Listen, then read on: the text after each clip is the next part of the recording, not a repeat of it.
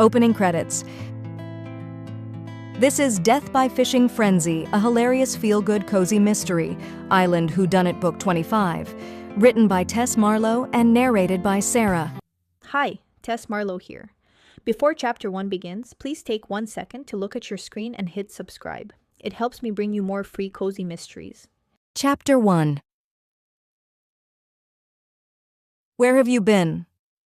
Mendoza leaned over the railing of Reg and Alex's porch, beer in hand, eyeing Reg suspiciously.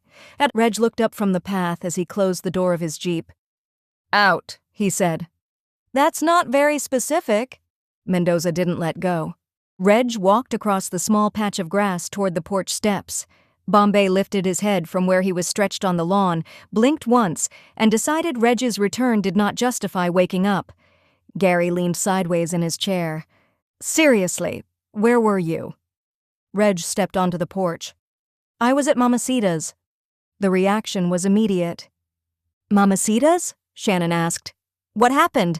Why did you go drinking alone? I didn't go drinking, Reg sighed. I had a business meeting. A business meeting at Mamacita's?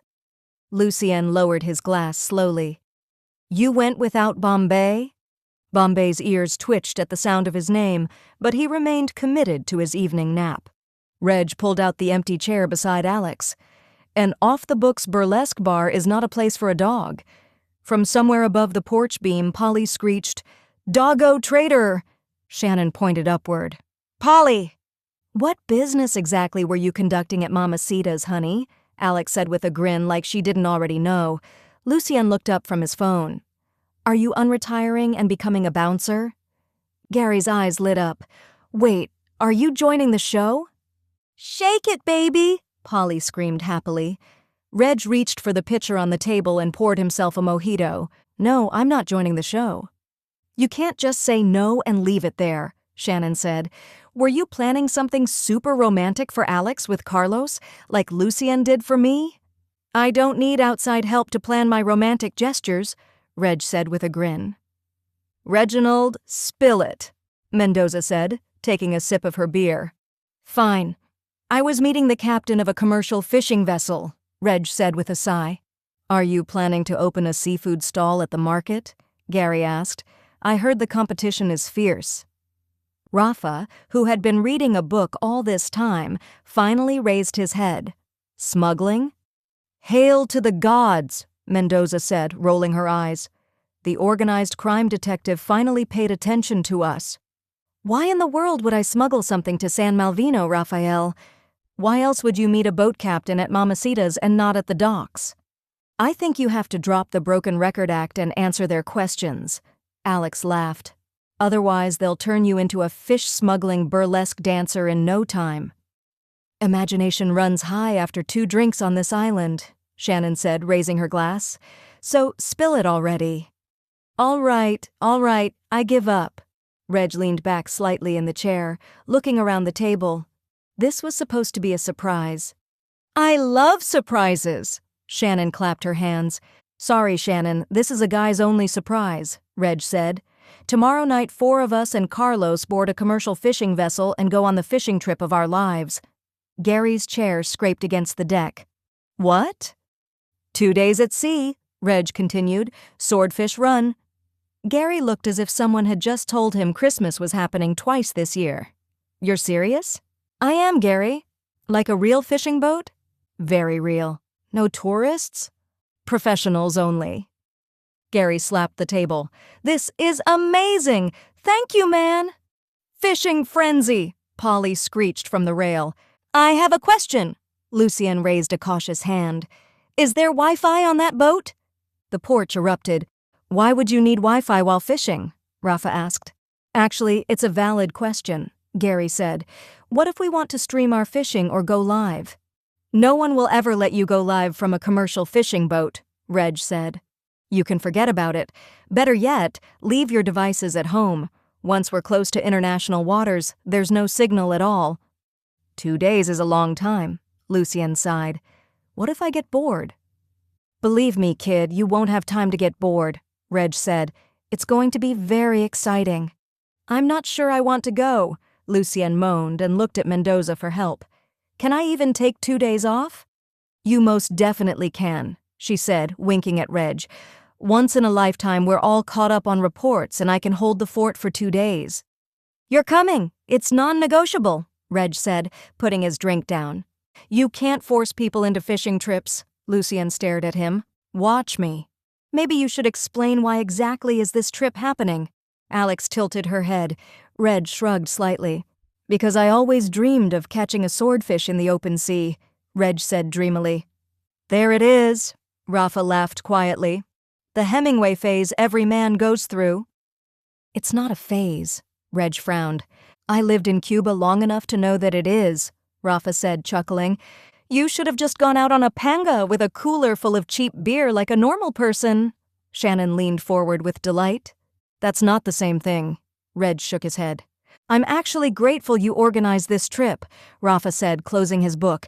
I'm so tired of all the ridiculous clients and their ridiculous cases. I need a break. So everyone is just going? Lucien looked betrayed. Yes, Reg said. Fine, Lucien groaned quietly, but let the record show I consider this extreme peer pressure, maybe even kidnapping. Duly noted, Reg raised his glass. Now go pack. Mendoza took another sip of her beer and looked at all of them, leaning back in her chair. 2 cops, she said thoughtfully. A Navy SEAL, a drag queen, and Gary. Gary pointed at himself. What's wrong with Gary? On a fishing vessel, Mendoza ignored him. What could possibly go wrong? Chapter 2. Gary dragged his duffel to Reggie's porch and announced, I'm ready. Reg eyed the overstretched duffel, which would explode any minute. Did Rafa infect you with his packing technique? Are you taking your whole apartment on a 2-day fishing trip? Bare necessities, Reg, Gary said, opening the zipper. Bare necessities. Packets of beef jerky, trail mix, protein bars, 2 thermoses, a flashlight roughly the size of a medieval weapon, 3 hats, a coil of rope that no one could explain, and what appeared to be a family-sized bag of oranges were stuffed into a very medium-sized duffel bag. Reg took a peek and rolled his eyes. Gary, buddy, you do know we're going fishing, right? Sure. Why you asking? You packed like we're invading a small country. You don't know how snacky I get on those boats. From the couch, Shannon tossed something small and white into Lucien's backpack. Lucien caught it midair and stared at it. Why are you throwing pills in my bag? Seasickness meds, Shannon said. Lucien frowned. I'm not getting seasick. You might. Lucien turned the box over in his hands. Statistically, he said, most people experience nausea during the first 12 hours of offshore travel. Statistically, Shannon replied, most people who say that get seasick before we even leave the harbor.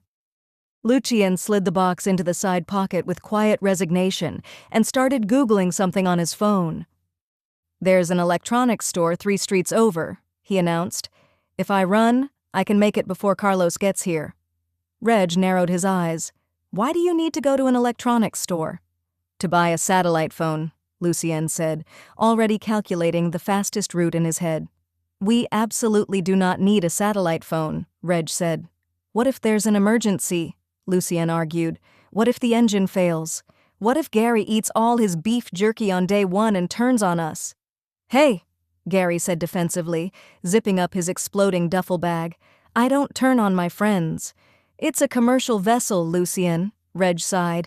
They are mandated by maritime law to have emergency radios and a sat phone on the bridge. You are not calling tech support from the middle of the ocean. Lucien lowered his phone, looking entirely unconvinced. Can I at least bring my police radio? You can bring it, Reg said, crossing his arms. But it's going to be a very expensive paperweight. Lucien frowned. Why?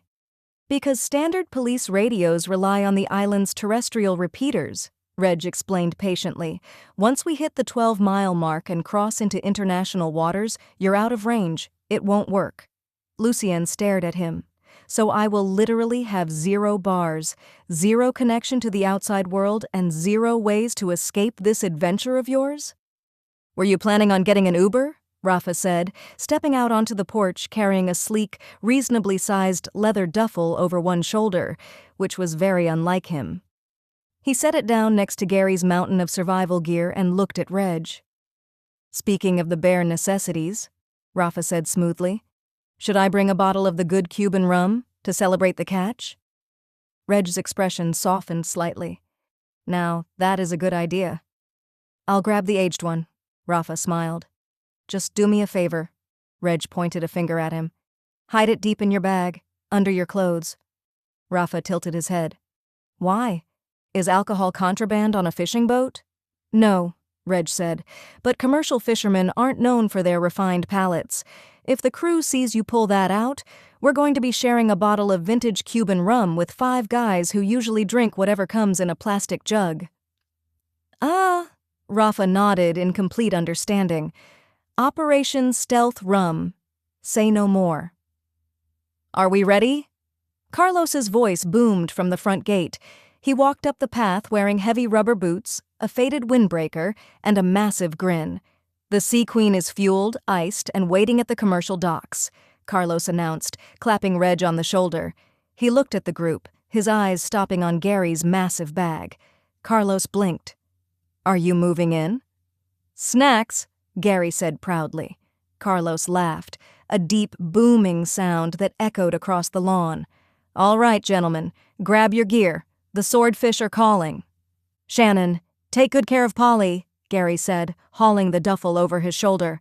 "I won't survive if something happens to him." "Gary, I love you, don't go," Polly screeched from Shannon's shoulder. "Come on, Polly," Shannon said with a smile. "I'll give you crackers and paint a picture of you." "Bye, Gary," Polly screeched and flew after her. The commercial docks smelled of diesel, salt spray, and decades of dead fish. The Sea Queen sat low in the water at the end of the pier, a 70-foot beast of scarred white fiberglass and rusted steel rigging. Before they reached the boarding ramp, Carlos stopped and turned to face the group. "Listen up," Carlos said, keeping his voice low. "Rafa, Lucien, do me a favor and don't mention that you're cops." Lucien blinked. "Why not?" "Because commercial fishing crews operate in a very gray area," Carlos explained patiently. "Quotas, bycatch, international borders, they don't like law enforcement breathing down their necks. It makes them nervous." "Got it," Rafa nodded. "Technically, I'm not even a cop anymore. I'm just a private investigator." "And I'm just an IT guy?" Lucien asked.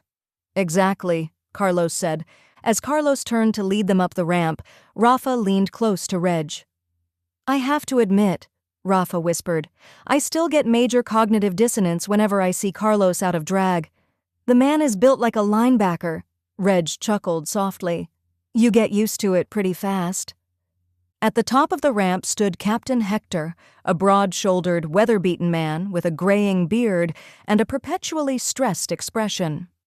He gave Reg and Carlos a brief, familiar nod, then shifted his gaze to the rest of the group. His eyes slowly swept over Rafa's sleek leather bag, Lucien's curly hair that stuck out in every direction, and finally stopped dead on Gary, who was hauling a duffel bag the size of a small car. Hector looked back at Reg and Carlos, who both easily cleared 6 feet and looked like they could bench press a dinghy. "I thought your friends would be more like you," Hector grunted. "We bring a diverse skill set to the table," Gary said cheerfully, adjusting his grip on the massive bag. A harsh, barking laugh came from the main deck. A man with a thick neck and a deeply tanned face leaned against the rail, wiping a fillet knife on a dirty towel. "Diverse skill set," he mocked, his eyes flashing with immediate disdain.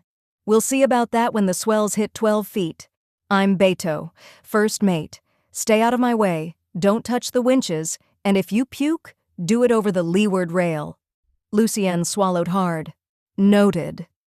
"Desmond is in the engine room and the new kid, Leo, is probably already crying in the bait freezer," Captain Hector said, waving them aboard. "Show them to the guest quarters, Beto. We cast off in 10. Beto rolled his eyes and led them down a narrow, dimly lit companionway.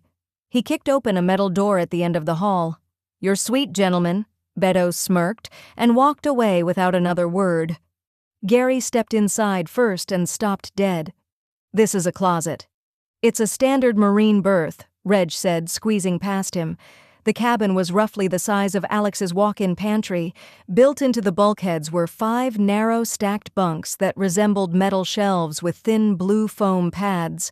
There was one tiny porthole smeared with greasy fingerprints and absolutely zero floor space. "I claim the bottom shelf," Lucien said immediately, dropping his backpack. "If I fall from the top, I'll break my neck." "I'll take the top," Rafa said, effortlessly tossing his leather bag onto the highest bunk. "Gotta keep the rum out of reach."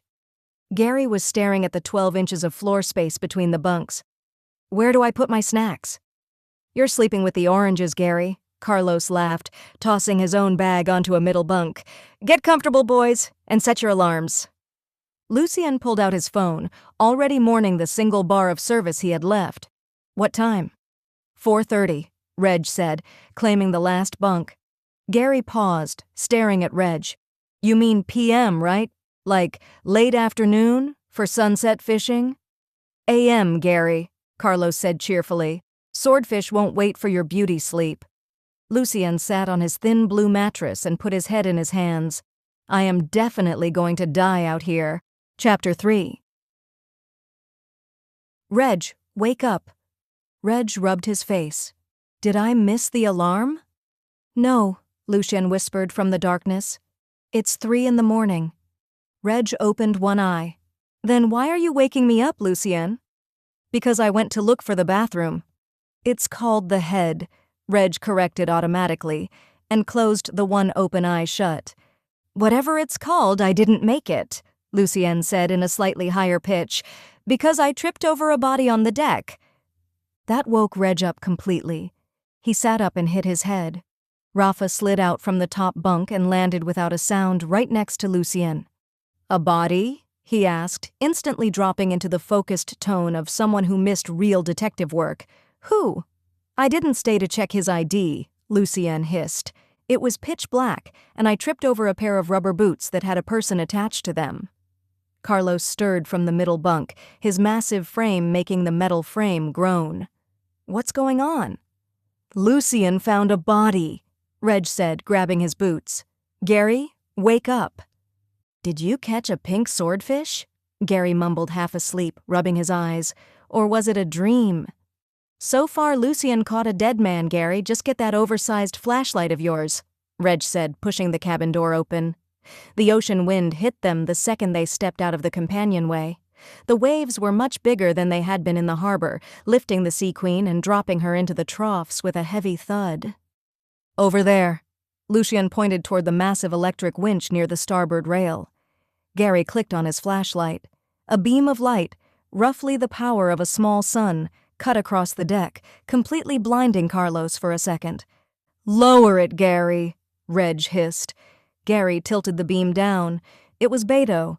The first mate was sprawled on his back near the base of the winch, his rubber boots tangled in a coil of thick yellow rope. His eyes were wide open, staring blankly up at the swinging rigging above. Rafa stepped forward immediately, kneeling beside the body. He reached out, his fingers instinctively pressing against the side of Beto's neck. He shook his head. "He's gone, but he's still warm." "Is there blood?" Carlos asked, stepping closer to block the wind. "No," Rafa said, squinting in the harsh glare of Gary's flashlight. "No visible trauma. No head wound from a fall. He just dropped." "Maybe he had a heart attack," Gary suggested, clutching his flashlight. "He seemed like a very angry guy. High blood pressure." "Look at the control panel," Carlos said, pointing toward the heavy metal casing of the winch. Reg stepped over the rope and crouched down. A thick black power cable ran from the deck plating up to the control box. Right where the cable met the metal housing, the thick rubber insulation was completely gone. "Bare wire," Reg said quietly.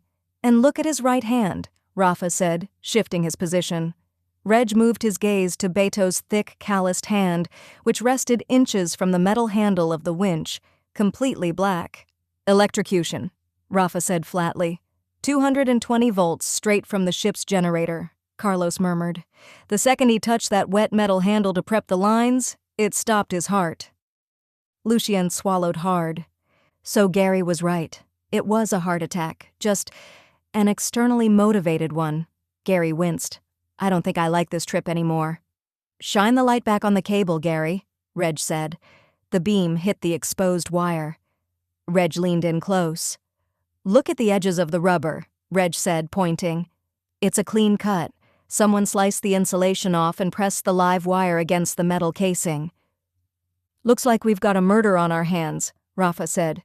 Before anyone could say another word, the massive halogen floodlights bolted to the ship's mast snapped on, flooding the entire deck in blinding, stark white light. A heavy metal door banged open.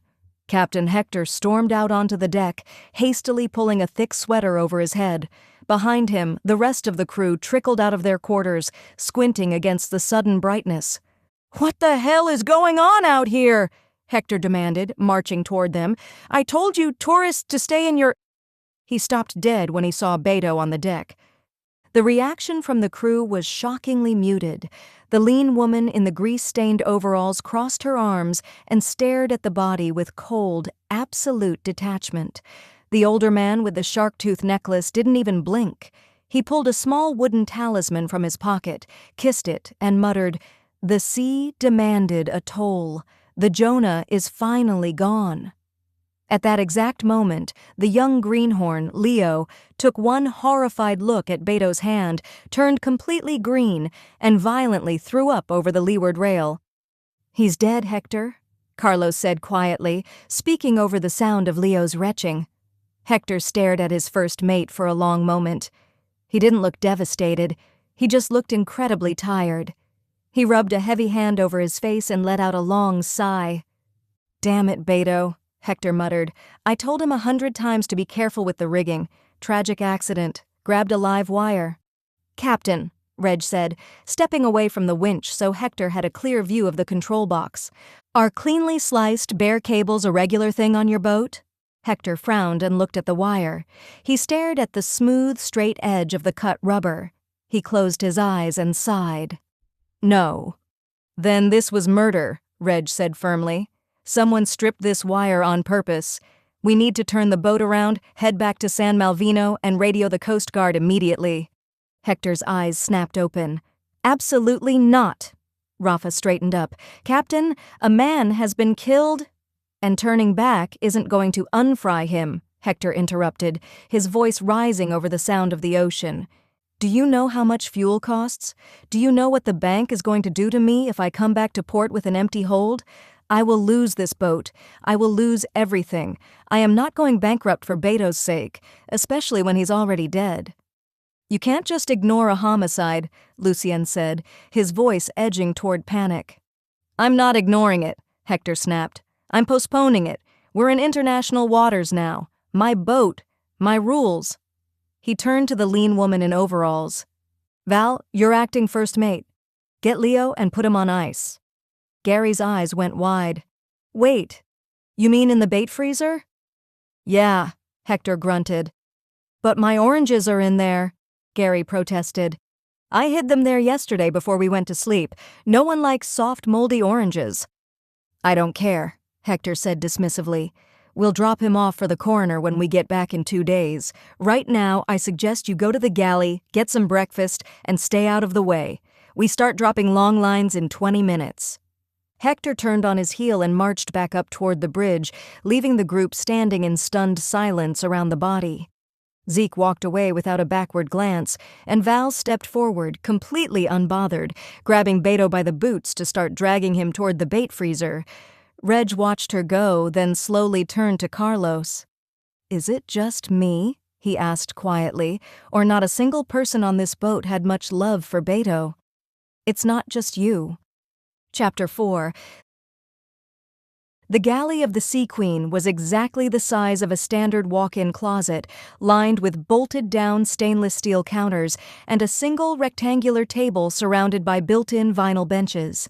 It smelled of strong black coffee, frying bacon, and the underlying inescapable scent of diesel fuel. Every time the boat hit a swell, the horizon outside the tiny porthole vanished, replaced by a wall of dark blue water, sending the coffee mugs sloshing dangerously close to the rims. Gary caught his sliding mug with one hand and a piece of toast with the other. "I have a question," he announced, taking a massive bite of the toast. If it's about whether you can go back to sleep, the answer is no, Reg said, carefully buttering a roll. It's not about sleep, Gary said, chewing thoughtfully. It's about Val. Lucien stopped mid-sip. The woman who just dragged a dead body across the deck like it was a sack of potatoes? Yeah, her, Gary said. He looked across the table at Carlos, who was effortlessly balancing a plate of eggs despite the rolling waves. Do you happen to know if she's single? Reg lowered his butter knife slowly. Rafa, sitting across from him, let out a noise that was halfway between a cough and a laugh. Gary, Carlos said, raising an eyebrow, are you charmed? What? Gary said defensively. She's very competent. Did you see how she handled the situation? Totally unfazed. She has great posture, too. Unbelievable, Lucien muttered, looking at Reggie. It's happening again. I don't know why you're surprised, Reg chuckled, taking a sip of his coffee. We spent the entire summer watching him pine over Mendoza, strong, terrifying, fiercely independent women who could easily snap him in half are entirely his type. Mendoza never noticed me, Gary sighed, staring mournfully at his toast. I even brought her flowers and asked her out, and nothing. To be fair, Rafa said, leaning his elbows on the table, Angie doesn't notice anyone unless they are actively committing a felony in her jurisdiction, but Reg is right. You do have a very specific, highly dangerous type. I just appreciate a woman who can handle herself in a crisis, Gary said. Gary, buddy, Rafa said gently, tapping his knuckles against the metal table. I want you to really think about the crisis we are currently in. The very competent, terrifying woman you are crushing on was wide awake at 3 a.m. and fully dressed in her overalls. She also had zero reaction to finding her boss fried by an electric winch. Gary blinked. What Rafa is trying to say, Lucien translated, is that your new crush could very well be the murderer. Gary froze, the piece of toast hovering inches from his mouth.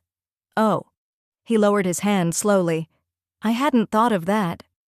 Love is blind, Carlos said, smiling, but usually it doesn't ignore a homicide. All right, let's focus, Reg said, wiping his mouth with a paper napkin.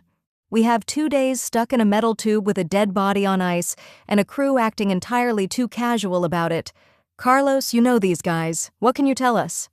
Carlos leaned back against the vinyl seat. Most of the commercial crews frequent Mamacitas when they come back to port. When fishermen drink, they talk. And when they talk, Mamacita listens.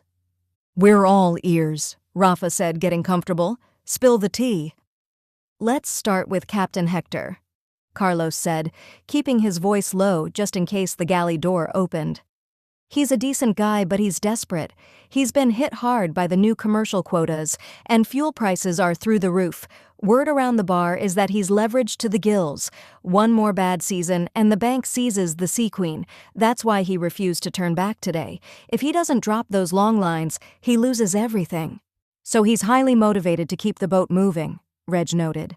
But does he have a motive to kill Beto?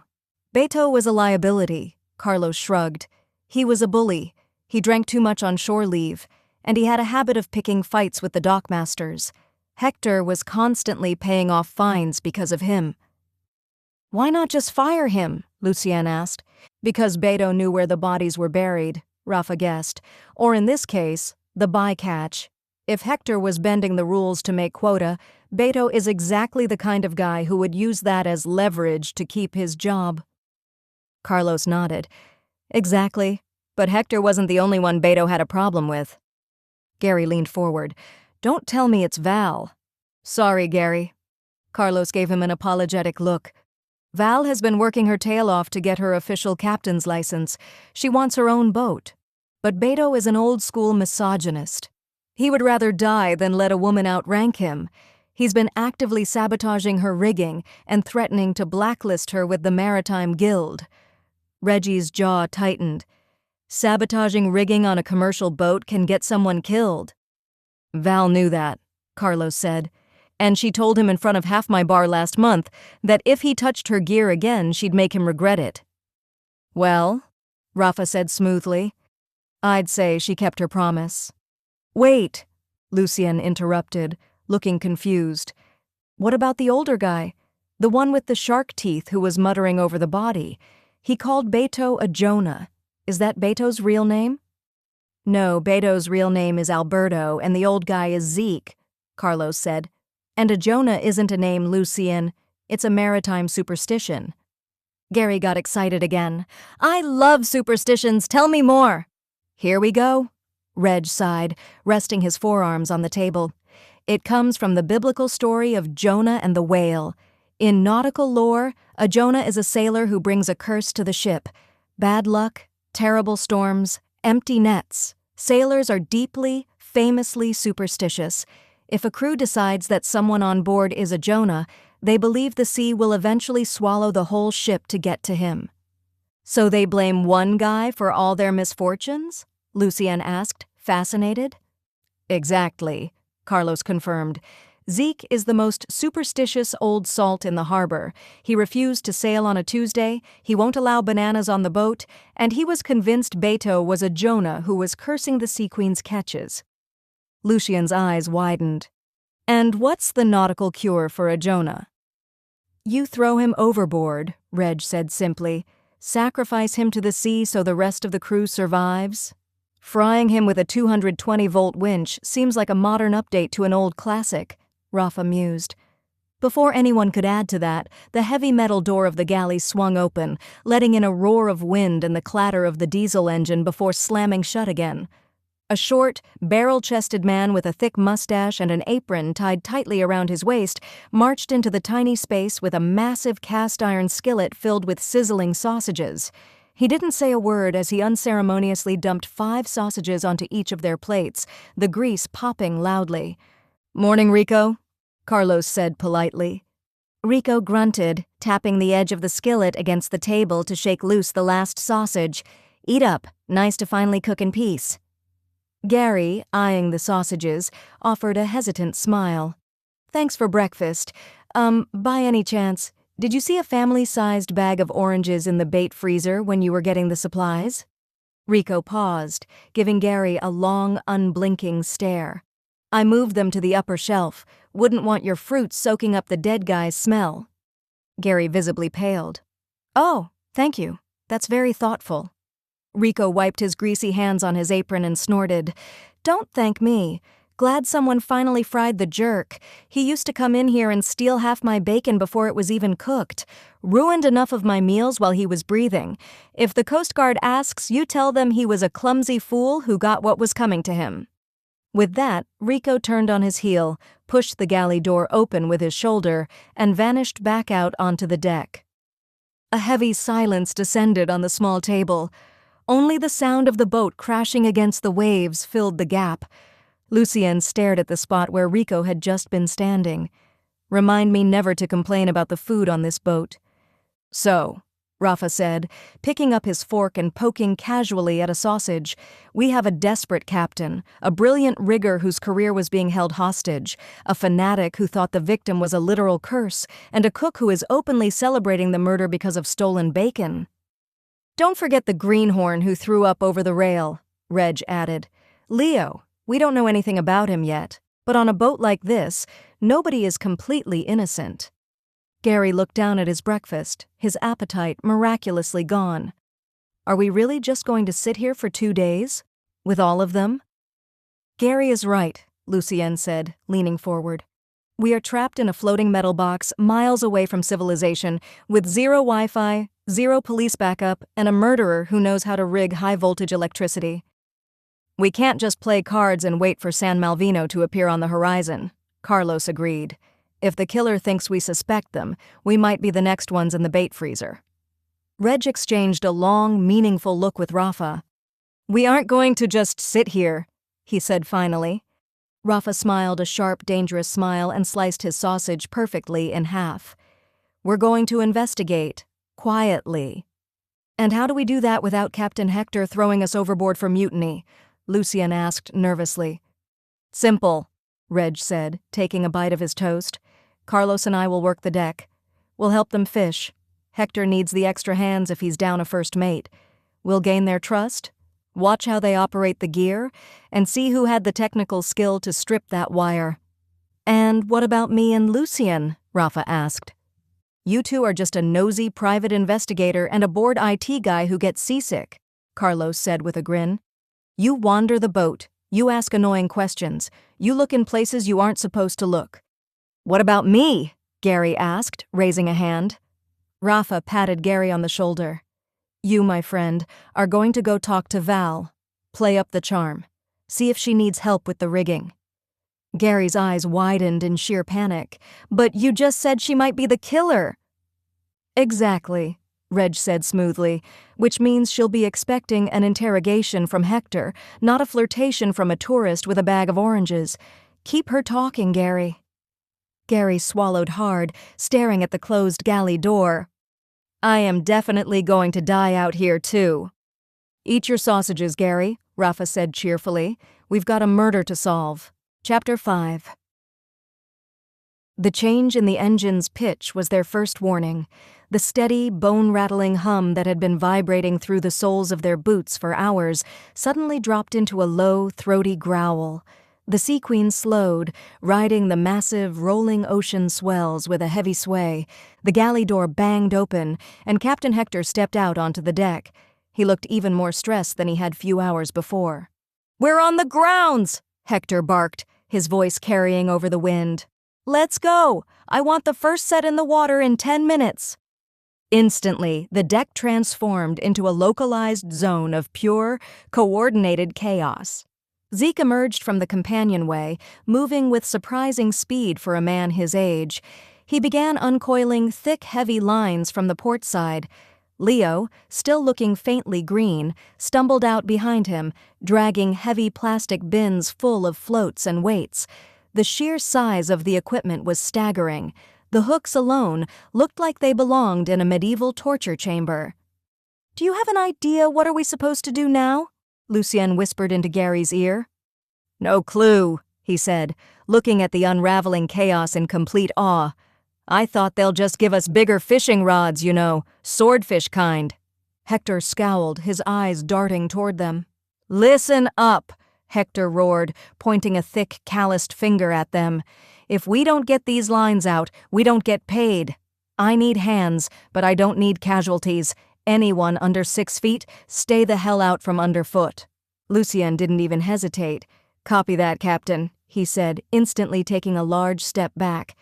Rafa smirked, completely unfazed by the insult to his height. "You heard the man. Let's not get in the way of maritime commerce." "I'm 5'10" on a good day," Gary said, chewing on a beef jerky. "I consider this a legally binding exemption from manual labor." Reg and Carlos exchanged a brief, entirely calm look and rolled up their sleeves. "Take the starboard brake," Hector grunted to Reg, pointing at a heavy metal lever. "Carlos, you're on the floats. When Zeke yells, you clip and throw. Do not miss the clip." "Understood," Reg said smoothly, grabbing the brake lever. Within minutes, the two of them had seamlessly integrated into the crew's rhythm. From the safety of the bulkhead, Rafa watched Reg work. His eyes were constantly scanning the deck. "He's profiling the equipment," Rafa murmured to Lucien over the roar of the wind. "What?" Lucien asked, squinting against the sea spray. "The murder weapon," Rafa said quietly. "Reg is figuring out exactly how much technical skill someone would need to safely strip a 220-volt line in the pitch dark. And looking at those massive cables, it wasn't an amateur job." "Well," Gary said, looking around, "if I am officially exiled from the deck, I am going to get my oranges. Gotta polish the jerky with something sweet." The lower deck was significantly colder than the main deck. Gary shivered in his windbreaker as he carefully navigated the narrow, swaying corridor. He braced his hand against the metal wall, trying to predict the heavy roll of the ship, until he reached the heavy insulated door of the bait freezer. He pulled the heavy latch and stepped inside. The smell hit him first, a potent, overwhelming mixture of brine, raw fish, and copper. The room was freezing, lit by harsh fluorescent bulbs.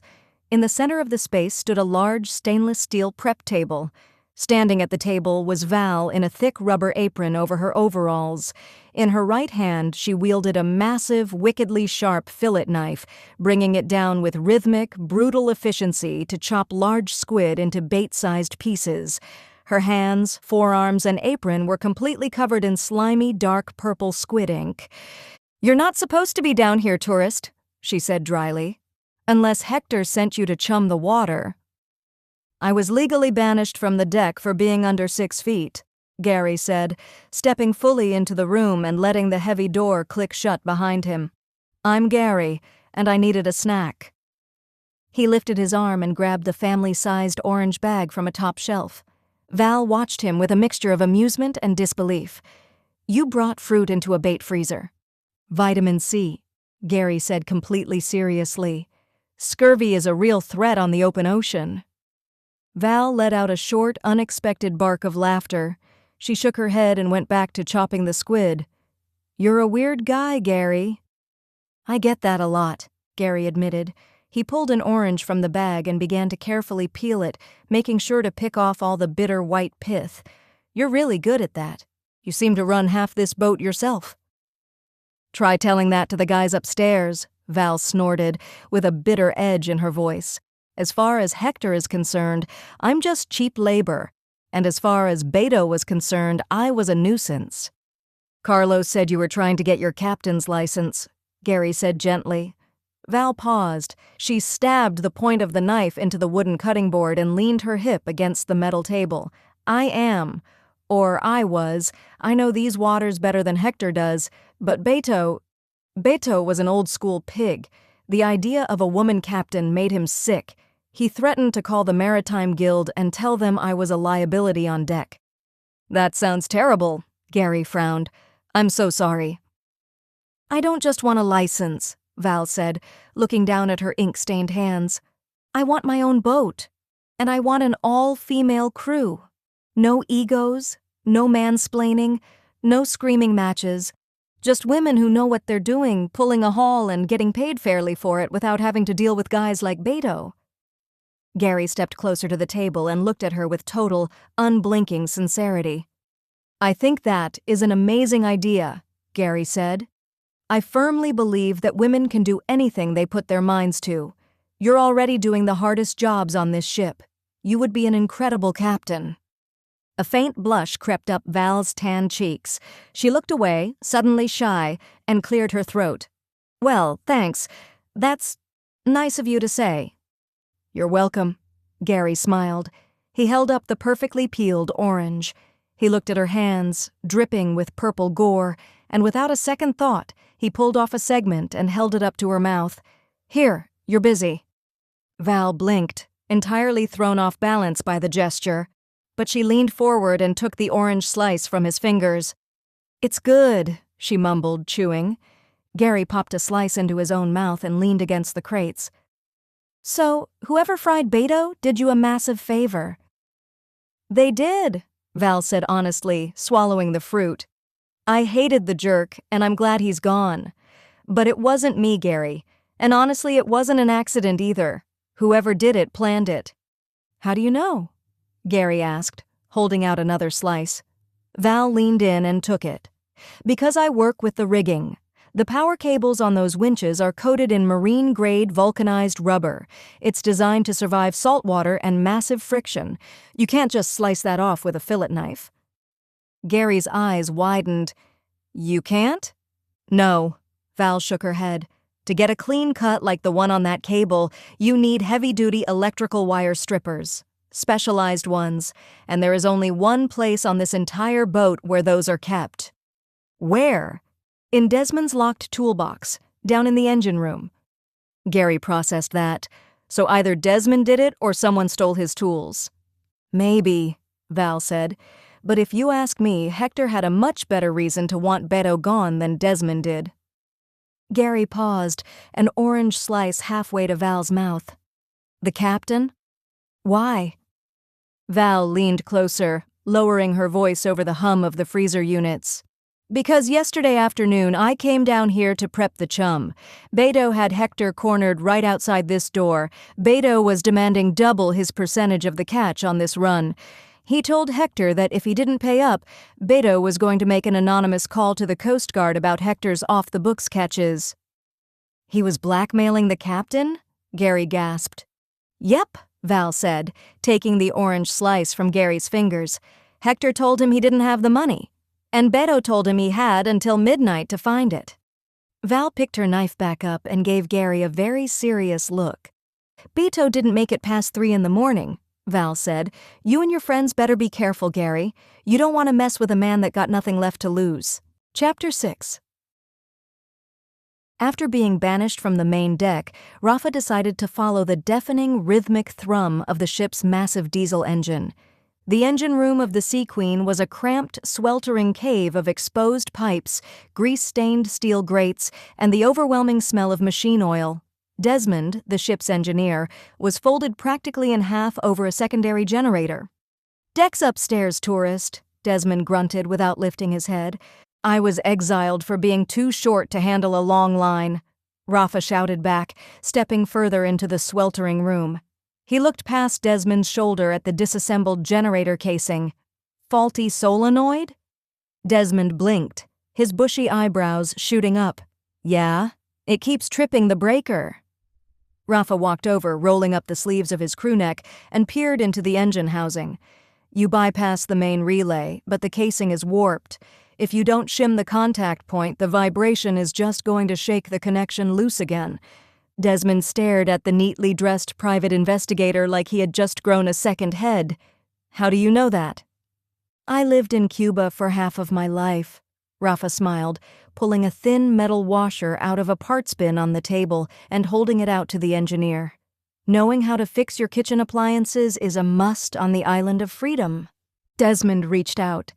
As he took the small piece of metal, Rafa noticed the missing joint of Desmond's left index finger. "A vocational injury?" Rafa asked.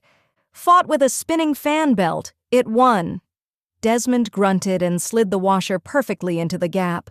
He tightened the bolt down. The generator hummed, a smooth, uninterrupted purr.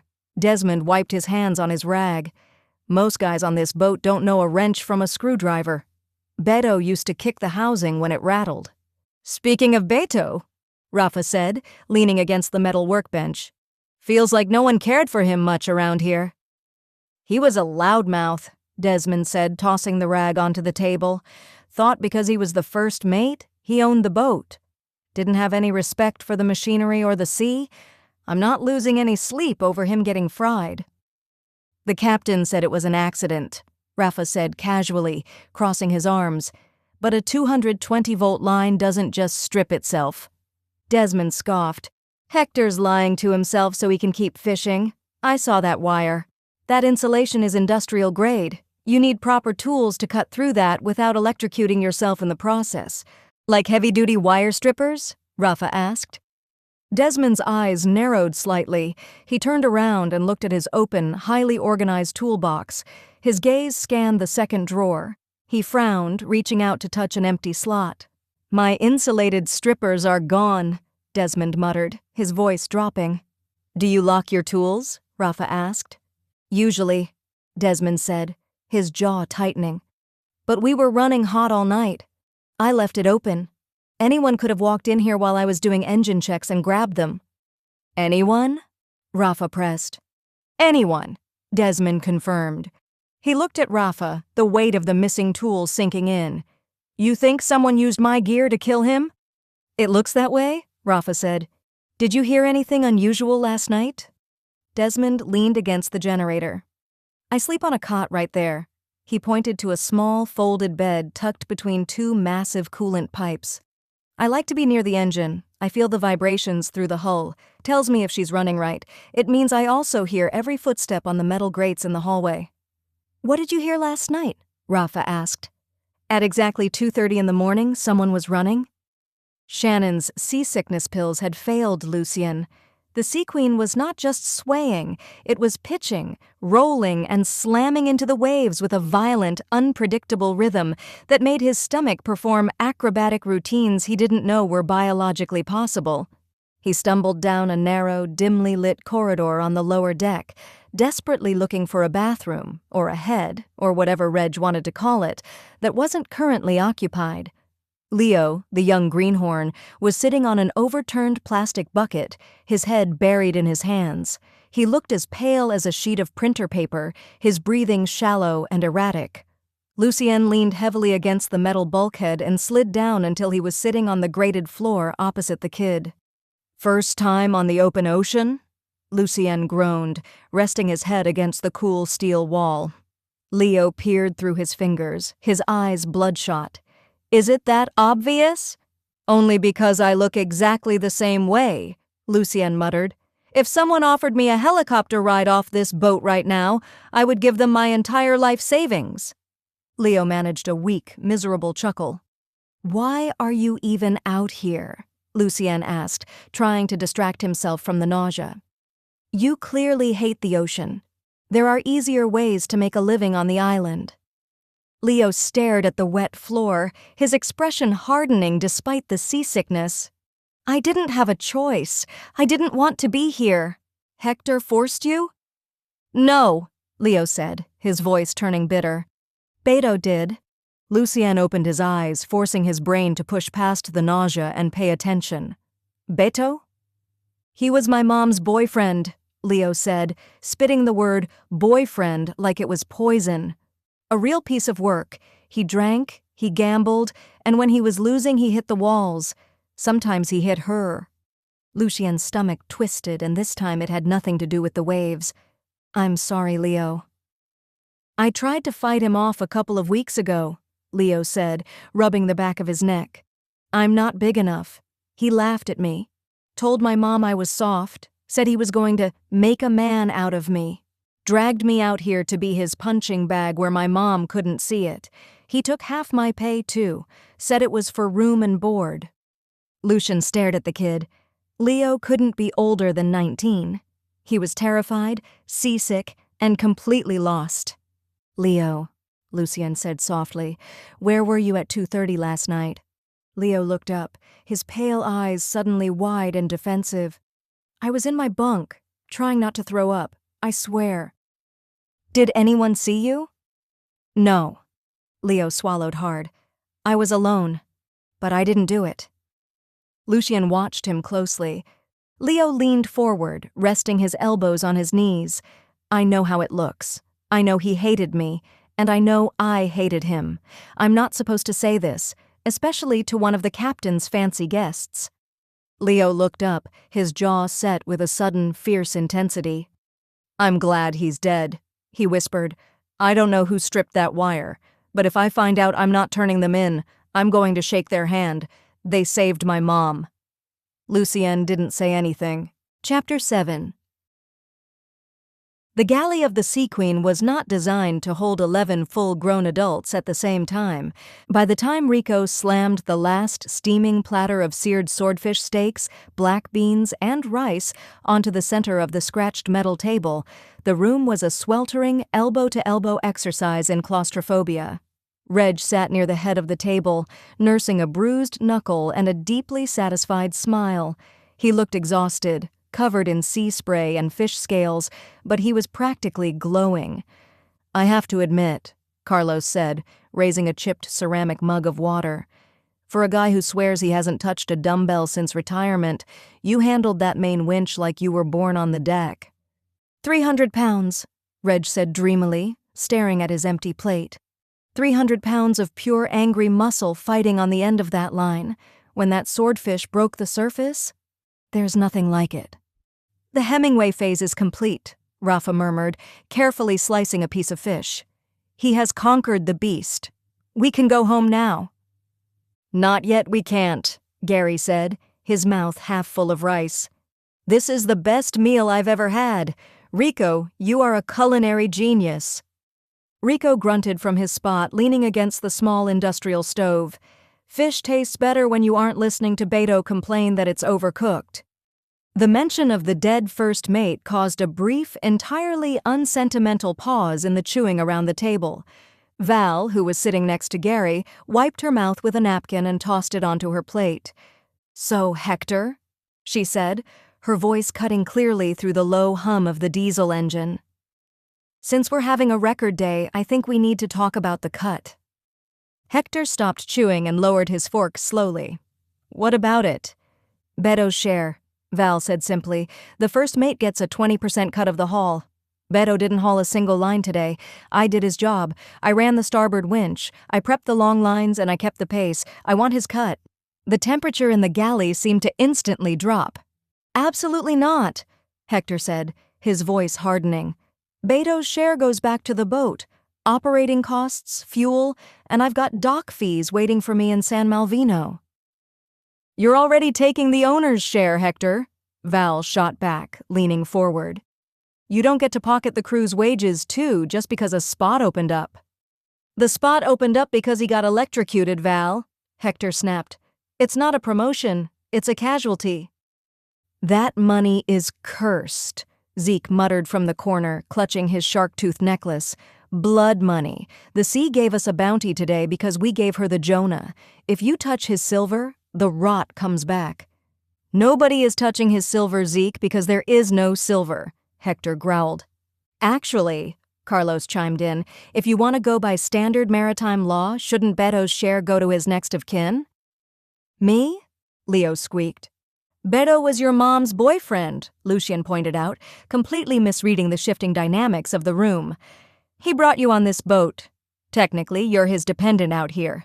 If anyone gets his hazard pay, it's you. Leo swallowed hard. A flicker of desperate hope crossed his eyes. Yeah, my mom could really use it. She's behind on the rent. Are you kidding me? Rico scoffed, pushing off the stove. He pointed a greasy spatula at the kid. Give the first mate's cut to the greenhorn? The kid spent 6 hours puking over the leeward rail. He didn't touch a single hook today. I've been cooking for 11 people in a kitchen the size of a shoebox, and I contributed more to this catch than he did. I was sick, Leo yelled, his face suddenly flushing with angry color. I didn't ask to be here. Beto forced me on this floating rust bucket. Nobody cares why you're here, kid, Val said coldly. We only care if you pull your weight, and today, you were dead weight. You don't get 20% of the haul for decorating the side of the boat with your breakfast. Hey, leave him alone, Gary said defensively, puffing out his chest a little to impress Val. Seasickness is a legitimate medical condition, right, Lucien? Lucien, who was nibbling on a dry cracker and sipping ginger ale, nodded miserably. It is a neurological nightmare. This isn't a cruise ship. Hector slammed his hand down on the metal table. There is no sick leave. There are no next-of-kin payouts. The money goes to the Sea Queen. End of discussion. You're just going to use it to pay off the loan sharks you owe in port, Val yelled, finally standing up from the bench. You think we don't know you're drowning, Hector? You think Beto didn't tell everyone you were one bad runaway from bankruptcy? Shut your mouth, Val. Or what? She challenged, her hands planted on the table. You'll fire me. You need me. Without me and the tourists running the deck today, your lines would be wrapped around the propeller. I am the captain of this vessel, Hector roared, his face turning a dangerous shade of purple. I decide where the money goes. Beto's share is mine. You're all idiots. Everyone stopped. 10 heads turned toward the far end of the table. Desmond was sitting in the corner, holding a mug of black coffee. What did you say to me? Hector demanded, his chest heaving. Desmond didn't even blink. He took a slow sip of his coffee, set the mug down on the metal table, and looked at the captain. I said, "You're all idiots," Desmond repeated, his voice completely flat. You are sitting here screaming at each other over pennies on a sinking ship. It doesn't matter who gets Beto's 20%, because none of us are getting paid when we get back to port. Val frowned, her anger momentarily derailed by confusion. What are you talking about, Des? I'm talking about Beto, Desmond said, leaning back against the vinyl seat. You all thought he was just a loudmouth bully shaking Hector down for a bigger cut. But he wasn't. Hector's jaw tightened. Watch what you say, Desmond. He was an informant, Desmond said, dropping the bomb squarely into the middle of the crowded galley. Rafa, Reg, and Carlos exchanged a sharp look. An informant for who? Rafa asked. The Maritime Authority, Desmond said. And the Coast Guard. Beto got caught in a massive bar brawl 3 months ago. Carlos, I bet you know that. Nearly killed a guy. He was looking at 5 years in prison. But he made a deal. He told them he worked on a commercial boat that regularly skirted international quotas, logged illegal bycatch, and violated a dozen safety protocols. Hector's face went from purple to a sickly pale gray. "You're lying." "I'm not lying," Desmond said. "He came down to the engine room 2 nights ago completely wasted. He thought it was hilarious. Bragged to me that he didn't care if the Sea Queen went bankrupt because he had an immunity deal. He was recording everything, Hector. Every illegal catch you ordered. Every time you bypassed a safety inspection to save a few bucks. All of it." "No." Hector shook his head. "No. Beto was a thug. He was a blackmailer. He wasn't a snitch." "He was a rat," Rico hissed, his hands gripping the edge of the stove. "If the Coast Guard finds out their informant is dead, they won't just impound the boat. They'll arrest every single one of us for murder." "They'll tear this ship apart to the bare metal," Val whispered, the reality of the situation sinking in. "They won't find anything," Hector insisted, his voice rising in panic. "It's hearsay. Desmond is making it up. Beto didn't have any proof." Desmond let out a dark, humorless laugh. "He had proof, Hector. I saw it. He was taking photos of your logbooks, recording your conversations, taking pictures of the holding tanks. He was doing it all on his cell phone." "Where is that phone?" Rico asked. "Probably in the bait freezer," Desmond said, pointing a greasy finger toward the floor, "in the waterproof breast pocket of his overalls." "If that phone exists," Hector breathed, "and the Coast Guard finds it on his body." "We need to get it," Carlos said. "Right now, before we dock. I'm not risking my freedom just because I came on a one-off trip with you." Hector didn't hesitate. He turned and practically ripped the galley door open, lunging out into the narrow, freezing companionway. The entire room moved at once. Chairs scraped violently against the metal floor. It was a chaotic, elbow-to-elbow stampede down the narrow, dimly lit metal stairs. Hector didn't wait for anyone. He grabbed the heavy steel latch with both hands and threw his entire weight backward. The heavy door unsealed with a loud, sucking hiss. A cloud of icy white vapor rolled out into the hallway, chilling them to the bone. The large, stainless steel prep table sat in the center of the room. The plastic crates of chopped squid were stacked neatly against the far wall. On the upper wire shelf sat Gary's family-sized bag of oranges, but the floor beneath the table was completely empty. Chapter 8. "The Jonah has resurrected!" Zeke cried out, his voice echoing loudly in the cramped space. "The sea claimed her due, but his flesh was too corrupted. The ocean rejected him. He walks the deck seeking vengeance upon us all."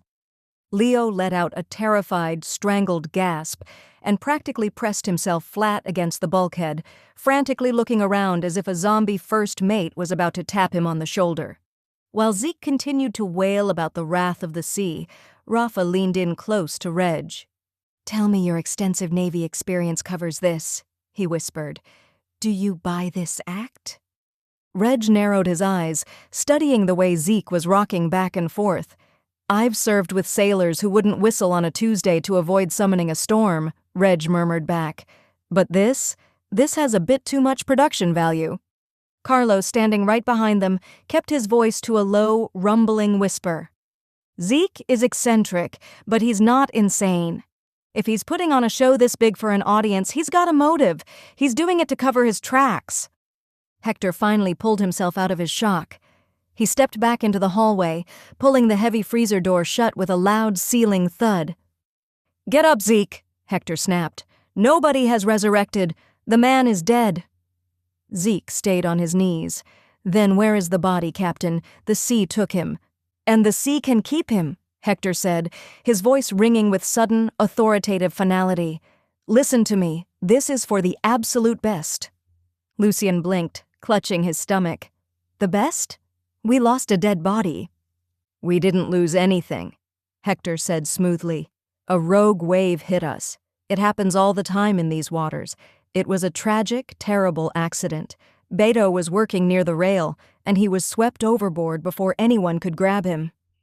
Rafa crossed his arms. "You're just going to rewrite reality, Captain? He was electrocuted. We all saw it." "The Coast Guard doesn't even have to know that," Hector said, leaning forward, his voice dropping into a persuasive, desperate pitch. "Without a body, there is no murder. There is no homicide investigation to ground this ship. Bad accidents happen, gentlemen. We report a man lost at sea, we pay our respects, and we go on with our lives." "Hector is right," Rico chimed in from the back of the hallway. "A wave took him. End of story." Desmond, who had been standing quietly near the stairs, let out a harsh, bitter laugh. "Haven't you heard a single word I just told you upstairs?" Desmond demanded, glaring at the captain. "You can't just write this off as a wave, Hector. The Coast Guard will be looking for him. He's their active informant. When he doesn't report back, they are going to tear this boat apart looking for what he found." "I don't believe you." Hector stubbornly shook his head. "Beto was a thug. He didn't have the brains to be a rat." "Fine," Desmond snapped. "Don't believe me. But if he was recording you, he kept backups. Let's go to his cabin, check his stuff. You'll see exactly your first mate really was." "Fine," Hector barked. "Show me." They all marched to Beto's berth. With a sharp tug, Hector lifted the mattress up. Tucked into the dark, greasy recess of the metal frame was a heavy, waterproof Ziploc bag. Hector pulled it out. The room went dead silent. He unzipped the bag and pulled out a small, yellow write-in-the-rain-waterproof notebook. Wrapped around the cover with a thick rubber band was a crisp, white business card. Hector slid the card out and stared at it. All the blood drained from his face. "Read it," Desmond said quietly. Hector swallowed hard. "Special Agent Santos, San Malvino Coast Guard, Maritime Environmental Security Division." Leo let out a tiny, shocked breath from his corner. Val cursed quietly from the doorway. "It's all here," Hector whispered, sheer panic flipping the pages of the notebook. Coordinates, dates, poundage. He logged the undersized tuna from last month. He logged the restricted reef catch. He wrote down everything. "I told you," Desmond said, his voice entirely vindicated. "He was selling us out to save his own skin." Hector reached into the Ziploc bag to see what else was inside. It was a pair of heavy-duty industrial wire strippers, featuring thick, insulated red rubber handles. Desmond's eyes widened in genuine shock. "Those are mine," he said, his voice rising in anger. "I told you guys my insulated strippers went missing from my toolbox." Rafa leaned against the metal bulkhead, his eyes darting between the tool, the notebook, and Desmond's furious expression. "You're saying Beto stole your wire strippers?" "Of course he did," Val said from the doorway, stepping into the room. She pointed at the tool. "He was probably going to use them to sabotage my rigging today to get me fired, or worse, to cause an accident so he could report Hector for safety violations to his Coast Guard buddy." "But he didn't get the chance," Carlos murmured, "because before he could sabotage the winch, he made a mistake. He stripped the 220-volt cable and accidentally fried himself with his own trap." "Good," Hector said, his voice trembling as he clutched the yellow notebook to his chest. "Good. Beto deserved it. He was going to send us all to Legoland." He pushed his way out of the cabin, taking the notebook with him. The rest of the crew slowly filed out. Rafa waited until the footsteps faded down the hallway. "Well," he said, running a hand through his hair, "I guess that closes the case. He was drunk, angry, trying to sabotage the ship, and he made a fatal error with a live wire." "Karma is a very efficient woman," Carlos said with a smirk. Lucien sighed in profound relief. "Thank God. No murderer on board? Can we please just survive tomorrow and go home?" Gary, who had been staring quietly at the empty bottom bunk, frowned. "I have a question." Reg looked at him. "What is it, Gary?" Gary pointed at the mattress. "If Beto was up on the main deck in the pitch black and he accidentally fried himself while using those wire strippers—" "Yeah?" Rafa prompted. "Then how did the wire strippers get back inside a Ziploc bag, under a mattress, inside a cabin after he was dead?" The room went absolutely, terrifyingly still. "Oh, man," Lucien whispered, all the color draining from his face again. "Someone else was there." Chapter 9. The five of them retreated to their closet-sized cabin, securing the heavy metal door behind them. "I'm just saying it defies the laws of space and time," Gary announced, sitting on the edge of a bottom bunk with his arms crossed. A dead man cannot walk back to his room, lift up his mattress, neatly pack away his own murder weapon in a Ziploc bag, and then walk back up to the deck to lie down and wait for us to find him. "Thank you, Gary, for that profound medical analysis," Rafa said, rolling his eyes. "We got so excited we completely missed the important part." "Someone planted the evidence," Reg nodded. "They wanted us to find it. They wanted Hector and the crew to believe Beto was a rat, and that he died accidentally while trying to sabotage the ship's electrical grid. It neatly ties up the murder and gives everyone a reason to be glad he's dead." "It's a smart frame job," Carlos rubbed his jaw. "Everyone on this boat already hated him enough to believe he'd stoop to sabotaging the winch. But if the killer planted the bag, then the killer had to go into Beto's cabin to do it," Rafa finished the thought. "Which brings us to a massive problem with the timeline. We know Beto died around 3 in the morning. That means the killer either planted the bag before the murder or right after, but they couldn't have done it without being seen." Lucien, who was lying flat on his back on a middle bunk with a cool rag over his eyes, let out a long, miserable groan. "You disagree, Lucien?" Reg asked. "No," Lucien said, his voice muffled by the rag. "I agree completely, because there is only one person who sleeps in that tiny, miserable little cabin with Beto, the greenhorn." Gary gasped softly. "Leo, you think Leo saw the killer?" Lucien slowly pulled the rag off his face and looked down at them. "I think Leo might be the killer." The room went dead silent.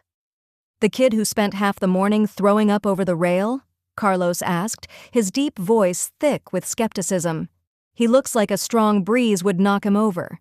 You think he overpowered a brute like Beto, stripped a 220-volt wire and framed him as a Coast Guard informant?" "Desperation makes people do crazy things," Lucien said, sitting up slowly and swinging his legs over the edge of the bunk. "I talked to him earlier when we were both trying not to lose our stomachs in the hallway. He didn't just dislike Beto, he despised him." Rafa tilted his head. "Why?" "Because Beto was his mother's boyfriend," Lucien said quietly. "According to Leo, Beto was abusive. He drank, he gambled, and he hit her. When Leo tried to stand up to him, Beto laughed in his face and forced him onto this boat to make a man out of him. He even confiscated the kid's wages." Reggie's jaw tightened. The casual cruelty of the dead first mate just kept expanding. "Leo told me he was glad Beto was dead," Lucien continued, rubbing his temples. "He said if he found out who stripped that wire, he'd shake their hand because they saved his mom. But what if he wasn't talking about a stranger? What if he was talking about himself?" "He has the ultimate motive," Rafa mused, staring at the floor. "He was trapped on a boat with his abuser, and he is the only one with unchecked access to Beto's mattress." "But does he have the technical skill to strip a live wire without frying himself?" Gary asked. "Because I don't. It's not a universal skill." "He wouldn't need to be an electrician if he just got lucky with the wire strippers," Reg pointed out. "But we aren't going to figure this out hiding in here. We need to talk to Leo. If he planted that bag, we'll know." Finding Leo proved to be much harder than they expected. He wasn't in the galley, he wasn't in the engine room, and he definitely wasn't in the freezing bait room. They finally checked the V-berth, fully expecting to find him hiding in his top bunk, but the tiny, foul-smelling room was completely empty. "Where does a seasick kid go on a 70-foot boat?" Gary asked, pulling his windbreaker tighter around his neck. Carlos paused, lifting his head to sniff the salty, freezing air. "If I were green around the gills, I wouldn't stay below decks. The smell of diesel and stale sweat makes it 10 times worse." Reg nodded, his tactical eyes scanning the layout of the ship. He'd want fresh air, but he'd want to stay out of the wind. Check behind the wheelhouse. They carefully navigated the slick, rolling deck, climbing a short set of metal stairs to the upper platform where the ship's heavy life raft canisters were bolted to the bulkhead. Tucked into the narrow, sheltered wedge between the canisters and the back wall of the wheelhouse was a shivering pile of gray wool blankets. "Leo," Rafa said, keeping his voice gentle but firm. The pile of blankets flinched. A pale, miserable face peeked out from the wool. Leo was huddled against the warm metal of the exhaust stack, his teeth chattering slightly. I wasn't slacking off, Leo said instantly, his voice cracking with panic. Hector told me to stay out of the way until the haul. I swear I wasn't hiding. We aren't here to put you to work, kid, Carlos said, using his massive frame to block the biting wind so Leo could sit up. Smart hiding spot, though. Blocks the wind, but gives you fresh air. Best place for nausea. Leo blinked, surprised by the kindness. He pulled the blanket tighter around his shoulders. Yeah, it's the only place on this rust bucket that doesn't smell like dead fish. How long have you been sleeping out here? Reg asked casually, leaning against the life raft canister. Since yesterday, Leo admitted, looking down at his boots. I couldn't stand the smell in the cabin. Beto reeked of cheap booze and sweat, and the engine fumes were making me dizzy. I brought my blankets up here right after dinner last night. I haven't been back down to the berth since. Leo, Rafa said, dropping into a crouch so he was at eye level with the kid. We need you to be completely honest with us. We just searched the cabin you shared with Beto. We found a waterproof notebook hidden under his mattress. It was full of GPS coordinates and illegal catch logs. Desmond says Beto was an informant for the Coast Guard. Leo stared at Rafa for 3 agonizingly long seconds, and then, despite his seasickness, Leo let out a loud, incredulous snort of laughter. Beto? Leo wheezed, shaking his head in sheer disbelief. Beto was an informant? It makes sense, Gary offered. Desmond said he was using his cell phone to take photos of the ship's logbooks. Leo laughed harder, coughing into his blanket.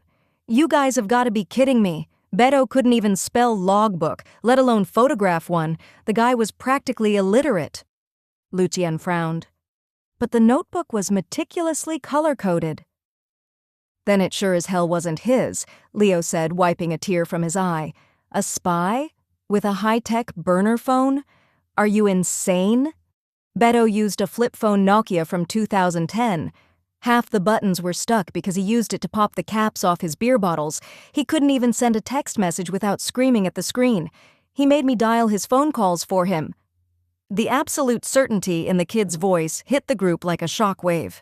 And besides, Leo continued, his amusement fading back into bitter resentment, Beto was a raging, violent drunk. He was hammered by noon every time we hit the docks. Do you really think the Coast Guard is going to hire an unpredictable drunk who can't use a camera to gather intelligence? The kid's got a point, Reg said with a sigh. It's a frame job, Rafa nodded. The notebook is real and the Coast Guard business card is real, but they don't belong to Beto. Which means, Carlos said, his deep voice dropping to a low rumble, that there is a real rat on this boat, and whoever they are, they used Beto's death to dump their own dangerous evidence and frame the dead guy. But who? Lucien asked, looking between them. Val? Rico? Desmond? Who knows? Rafa said, and turned to the kid. Leo, since you were sleeping out here in the open air, did you see or hear anything unusual? Leo pulled his blanket up to his chin, his expression turning deeply unsettled. I didn't see anyone plant anything, Leo whispered, his voice trembling slightly. But I did hear something. What did you hear? Gary asked, leaning in. It was during the soak, right when the boat was quietest, Leo said. I heard Zeke. He was muttering one of his weird, creepy sea shanties about the Jonah, and it sounded like he was dragging something. Lucien swallowed hard. Dragging what? Something incredibly heavy, Leo whispered. It sounded like wet rubber sliding across the steel deck. So Zeke have thrown Beto's body overboard and planted the evidence and probably killed him too. Case solved, Gary said cheerfully. Slow the seahorses, Gary. It's not that simple. Chapter 10. By midnight, the Sea Queen was pitching through the open ocean with a violent, relentless rhythm. The only light in the tiny cabin came from Gary's huge flashlight, which he had propped upright on the floor so its beam reflected off the low metal ceiling. I just want it on the record, Gary announced from his bunk, his voice entirely serious. Val didn't do it, and as soon as we prove that, I am officially asking her out to dinner. From the top bunk, Rafa let out a quiet snort. You're going to ask a woman who spends her days chopping up squid with a machete to go on a date with you? Why not? Gary asked defensively. She has incredible upper body strength, and she was very receptive to my oranges. An ocean romance for the ages, Carlos chuckled from the bunk across from Gary. But what makes you so sure she isn't our killer? Because she told me exactly how the murder was committed, Gary said, sitting up cross-legged, hitting his head slightly on the bunk above him and wincing. She said you can't just strip a marine-grade 220-volt power cable with a fillet knife. You need specialized, heavy-duty insulated wire strippers, and the only place those are kept is in Desmond's locked toolbox in the engine room, and we found those exact stripers hidden under Beto's mattress. It doesn't mean Val didn't do it, Reg said from the bottom bunk. Maybe she just liked you and told you how she did it without naming names. Some sort of anonymous confession. No way, Gary said, shaking his head. She overheard Beto blackmailing the captain yesterday afternoon. Beto demanded double his percentage of the catch, or else he was going to make an anonymous call to the Coast Guard about Hector's off-the-books catches. So Beto really was threatening to be a rat, Rafa mused, but threatening to make a phone call and actually keeping a color-coded detailed notebook of GPS coordinates are two very different things. Speaking of the engine room and wire strippers, Rafa shifted on his thin foam mattress. I had a very enlightening chat with Desmond while you were playing Romeo in the bait freezer, Gary. Desmond claims that at exactly 2:30 in the morning, he heard someone running down the companionway. Lucien peered over the edge of his bottom bunk. Running toward the deck? Running away from it, Rafa corrected. Whoever it was, they were in a massive hurry to get away from the winch. 2:30, Reg repeated quietly. That fits the timeline perfectly. Beto gets electrocuted. The killer panics and runs below decks to hide. And then, Carlos said, putting the pieces together, during the soak, while Leo was sleeping outside and the rest of the boat was dead to the world, the killer snuck into Beto's cabin to plant the notebook and the stolen wire strippers under the mattress to frame him. Which brings us to the elephant in the room, Gary said, gesturing vaguely toward the door. Where did the body go? Leo said he heard Zeke dragging something heavy from the bait freezer. Zeke definitely moved him, Reg said, but he didn't do it alone. Lucien frowned in the dim light. Why not? The guy is a fanatic. He thinks Beto was a Jonah cursing the ship. Because of physics, Lucien, Reg explained patiently. Beto was a big guy. He weighed 220 easily. Dead weight is exactly that. Dead. You try pulling a 200-pound man across a slippery steel deck. Now imagine trying to lift that same man over a waist-high rail to throw him into the ocean. Oh, Gary said, blinking. Zeke weighs 150 pounds soaking wet, Reg continued. He's an old man. He couldn't have hoisted Beto over that rail by himself if his life depended on it. He needed help. And who had the most to gain by tossing a murdered first mate into the sea? Rafa asked rhetorically. Captain Hector, Carlos answered, his voice grim. Hector needed the body gone so the Coast Guard wouldn't impound his ship and bankrupt him. Zeke wanted the body gone to appease the sea gods and rid the boat of the Jonah, an alliance made in heaven. The cabin fell silent as the reality of the situation fully set in. This is insane, Lucien whispered, rubbing his face. We have two completely different crimes committed by two completely different sets of people. The killer fried Beto and planted the notebook. Hector and Zeke threw the body overboard to cover up a murder they didn't even commit. Or did they? Hector would not spy on himself. Right. Good point. Lucien nodded. The nausea turned my brains into mush. We all are out of our depths a little, Rafa sighed. So how do we prove any of this? Gary asked, sounding overwhelmed. We don't have a body. Hector took away the wire strippers, and we're trapped in the middle of the ocean. We need the notebook, Rafa said simply. It's the only physical piece of evidence we have left. If we know who wrote it, we know who the real rat is, and the real rat is our killer. Hector isn't going to just hand it over, Reg said. He thinks it's proof that his first mate was a traitor. He's probably sleeping with it under his pillow right now. I don't care where he's sleeping with it, Rafa said.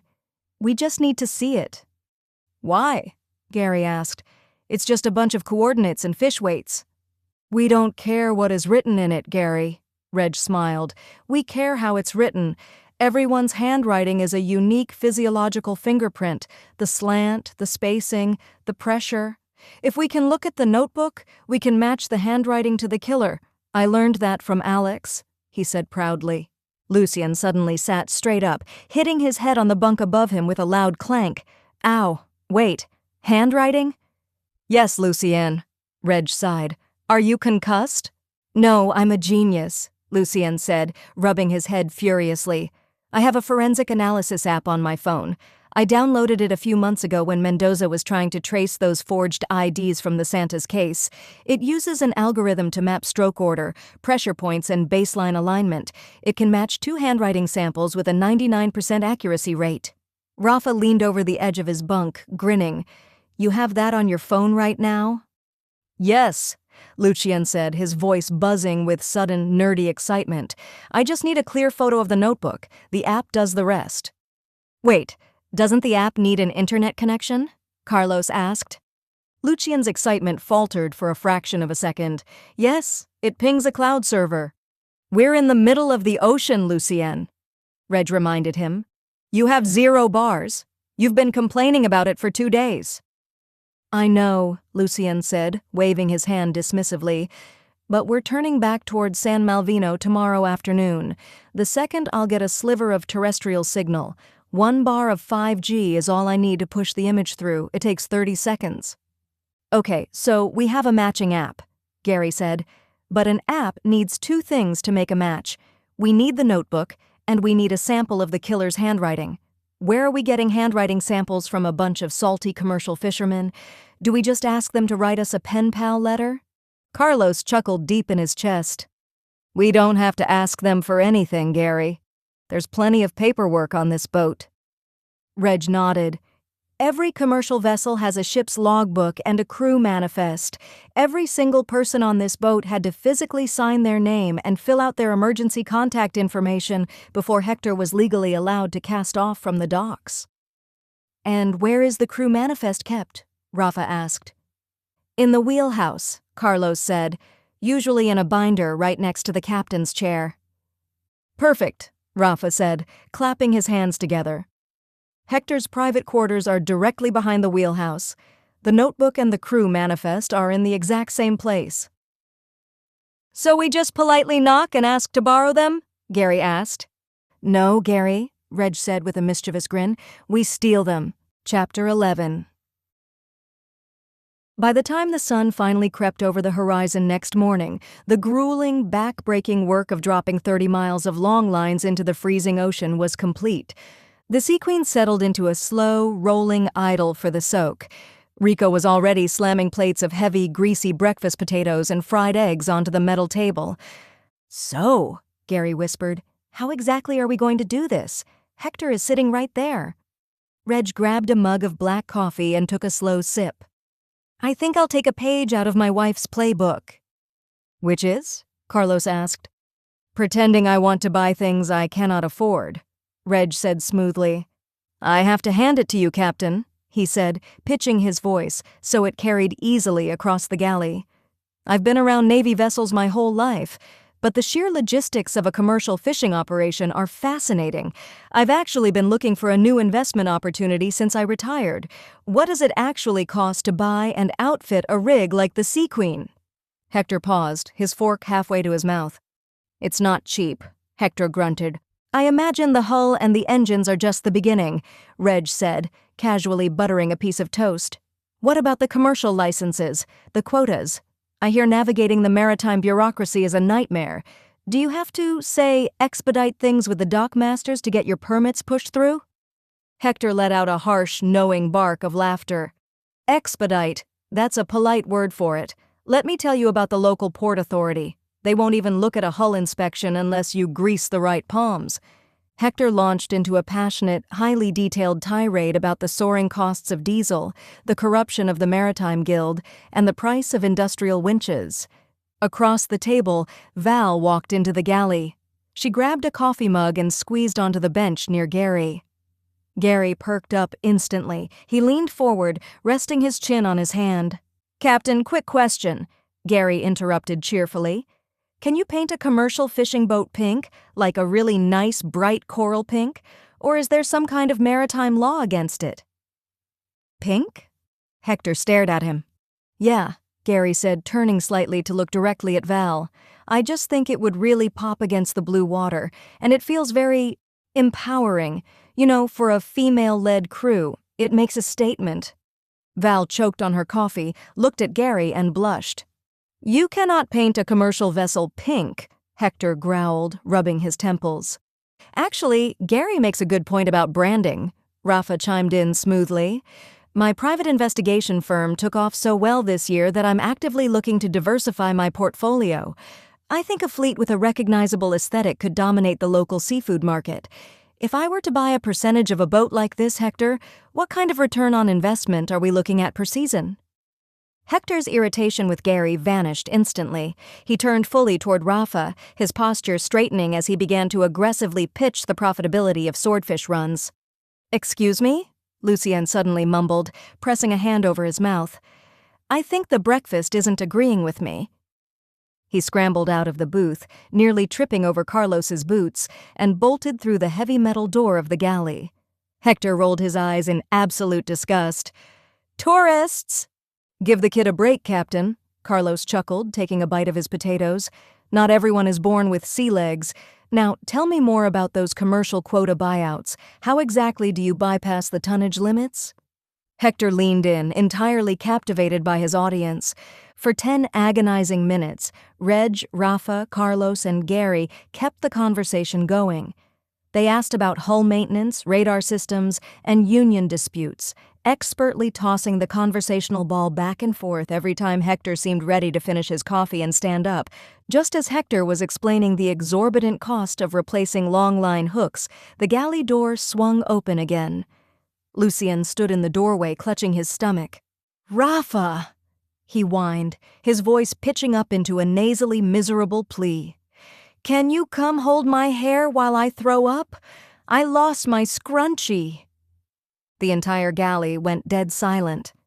Zeke, who had been quietly eating his breakfast in the corner, stopped chewing and stared at Lucien with wide, horrified eyes. Rico muttered a curse in Spanish and turned back to the stove. "Good God," Hector muttered, rubbing his eyes aggressively. "Take him outside. Just get him out of here before he ruins my appetite." "Of course," Rafa said with a poker face. "Captain, excuse me, the youth of today are very fragile." Rafa walked around the table, grabbed Lucien by the elbow, and guided him out of the galley, pulling the heavy metal door shut behind them. "You are going to win an Academy Award for that," Rafa whispered as they moved quickly down the narrow companionway, putting as much distance between themselves and the galley as possible. "A scrunchie? I thought Hector was going to throw you overboard himself." "That's what Shannon says when she feels sick," Lucien whispered back, smiling. "And it was the only thing I could think of that would guarantee they wouldn't want to follow us." "Did you get it? Was the cabin empty?" Rafa chuckled. "Empty, foul-smelling, and completely unsecured," Lucien confirmed. He pulled his smartphone out of his pocket and tapped the screen and started flipping through the gallery. "I got photos of every single page, and I got a clear shot of the official crew manifest binder that was sitting on the helm." "Good, that gives us our prime suspect," Rafa said, already analyzing their next move. "Once we have the handwriting match, we figure out how to confront them without getting ourselves killed in the middle of the ocean." Lucien locked his phone screen. "But that's not all." "What do you mean?" Lucien reached into the oversized front pocket of his hoodie and produced a thick black smartphone inside a heavy-duty waterproof casing. The screen was dark, the power completely shut off. Rafa stared at the device. "Is that—" "This was tucked inside the same plastic Ziploc bag with the notebook," Lucien said with a grin. "Just don't tell Mendoza that I've been stealing things." Chapter 12. The heavy metal door of the guest berth clicked shut, sealing the 5 of them inside the cramped, closet-sized cabin. Lucien immediately dropped onto the bottom bunk, unzipping his backpack with trembling hands. He pulled out a massive, tangled bird's nest of charging cables, portable power banks, and adapters. "What are you doing?" Gary asked, hovering near the door. I'm performing a tech resurrection, Lucien muttered, furiously untangling a black cord. The phone was dead. I need to get enough juice into it to bypass the lock screen before Hector realizes it's missing. He jammed the charging cable into the port and plugged the other end into a high-capacity power bank. A moment later, the screen flickered, displaying a glowing battery icon. Reg leaned against the metal ladder, crossing his arms. So, we have a dead phone and a notebook. How does this prove who the real rat is? Just give me a minute, Lucien said, his thumbs flying across the screen the second the phone booted up. He threw it into airplane mode, bypassed the passcode screen with a practiced developer glitch, and navigated straight to the device settings. He held the phone up. Look at the configuration profile. San_Malvino_CG_MESD_secured_node. It's locked down with government-grade mobile device management software. This is an active Coast Guard wiretap. Okay, so Desmond was telling the truth about that part, Rafa said, leaning over to look at the screen. Open the photo gallery. Let's see what the Coast Guard actually has on Hector. Lucien tapped the gallery icon. Dozens of photos populated the screen. High-resolution shots of undersized swordfish, illegal coordinates on the ship's GPS, and safety violations. Lucien clicked on the most recent photo. It was a close-up shot of Captain Hector's private, leather-bound logbook, flipped open to show a list of off-the-books payouts. There it is, Gary whispered. Proof. Wait a minute, Rafa said. His eyes drifted from the numbers on the page to the edge of the photograph. That's not Beto's hand. He pointed at the hand holding the logbook open. The top joint of the left index finger was completely missing. Carlos leaned in. That's Desmond's hand. So Desmond is the Coast Guard informant? Who could have thought? Reg said. Beto must have caught him taking photos and took the phone to blackmail him, and Desmond killed him for it. Wait, Gary said, holding up both hands, his brain struggling to process the twist. If Desmond killed Beto to get his phone back, why didn't Desmond keep the phone? How did Hector end up hiding it in a Ziploc bag? Because Desmond is a genius, Rafa said, rubbing his jaw. He couldn't throw the body into the sea alone, and he didn't want to have an accomplice, so he framed him as the informant so someone would do his dirty job for him. He planted the phone on Beto's body and the notebook under his mattress, Carlos rumbled, nodding in appreciation of the strategy. Then dropped the bomb with the informant talk in the galley, so when everyone sees the evidence, no one would ever suspect him of being the actual rat. Exactly, Reg agreed. One thing he didn't plan for was for Hector to decide he's not letting the body reach San Malvino and his boat get seized for murder investigation. And desperate Hector probably searched his first mate for money before throwing him overboard, Rafa said, and found the phone.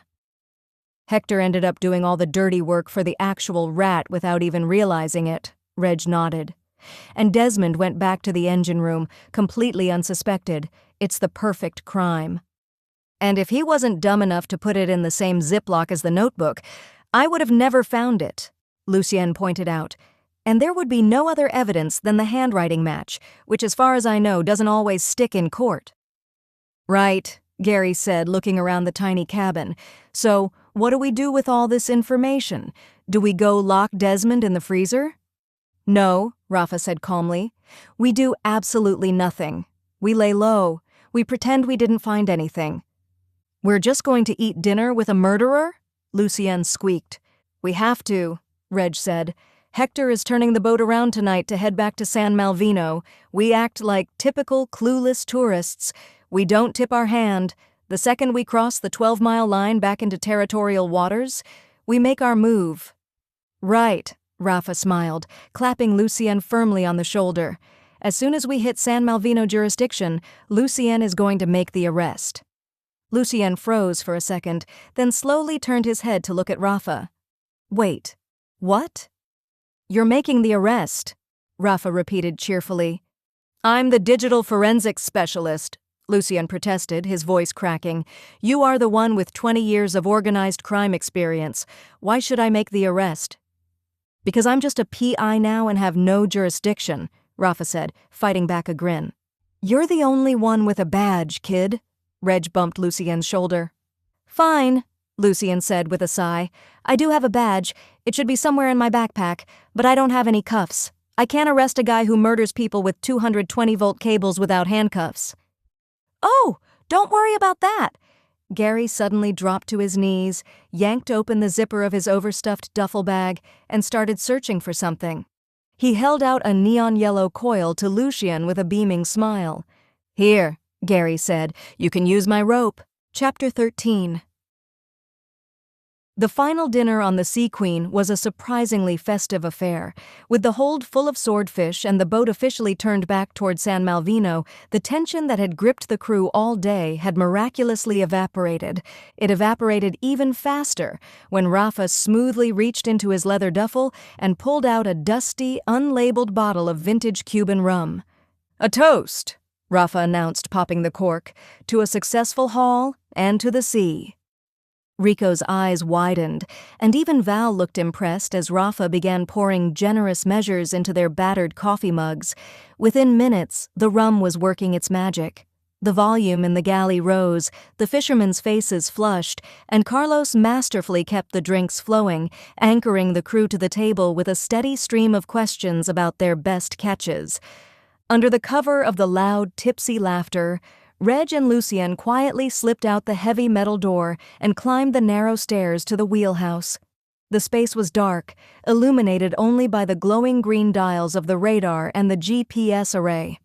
Captain Hector Silva stood at the helm, his hands resting on the large wooden wheel, staring out into the pitch-black ocean. He glanced over his shoulder as the door opened. "What are you two doing up here? Shouldn't you be drinking with the rest?"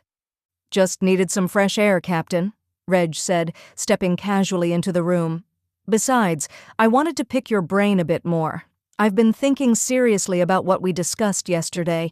If I were to buy a vessel like this, what's the maintenance overhead look like? You must have to replace these navigation arrays every few years." Hector let out a prideful grunt, entirely willing to talk about his ship to a potential buyer. "The arrays are fine if you take care of them. It's the hydraulics that bleed you dry. Salt water eats right through the seals." Reg nodded thoughtfully, taking a step closer to the heavy metal door they had just walked through. "Fascinating. The sea really does take a toll on everything. Speaking of which, where exactly are we? Are we far off San Malvino?" Hector tapped a thick finger against the glowing GPS screen. "Making good time. We crossed the line about 20 minutes ago. We're only 10 miles out from the harbor." 10 miles? Reg repeated and looked at Lucien. "Yep," Hector said, keeping his eyes on the horizon.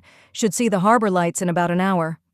"Perfect," Reg said. AD took one wide step to the side, planting his massive frame directly in front of the only exit. Hector frowned, looking back at him. "What are you doing?" Lucien stepped forward into the glow of the instrument panels, sighed, and pulled out his badge and Desmond's phone from his bottomless hoodie pocket. "Captain Hector Silva," Lucien said, his voice surprisingly steady. "You are under arrest for tampering with physical evidence and obstruction of justice." Hector froze. He stared at the badge, then at the phone in the bag, the color rapidly draining from his weathered face. "You're cops?" Hector whispered. "He is," Reg said pleasantly. "I'm just the muscle."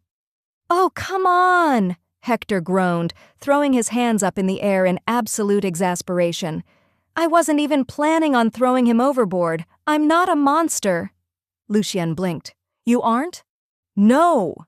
Hector defended himself indignantly. "I just went down to the bait freezer to search his pockets. The fool was bleeding me dry, and I figured since he was dead, he didn't need his wallet anymore." Reg stared at him. "So you went to rob a corpse?" "I went to collect what was mine," Hector corrected defensively. "But when I opened the door, Zeke was already in there. The crazy old bat was trying to drag Beto out by his boots to cleanse the ship of the Jonah. But Beto was so heavy, Zeke was having a heart attack just trying to get him across the grating." Lucien let out a breath of sheer disbelief. "So you helped him?" "Yeah, why not?" Hector threw his hands up. "Zeke couldn't lift him over the rail by himself.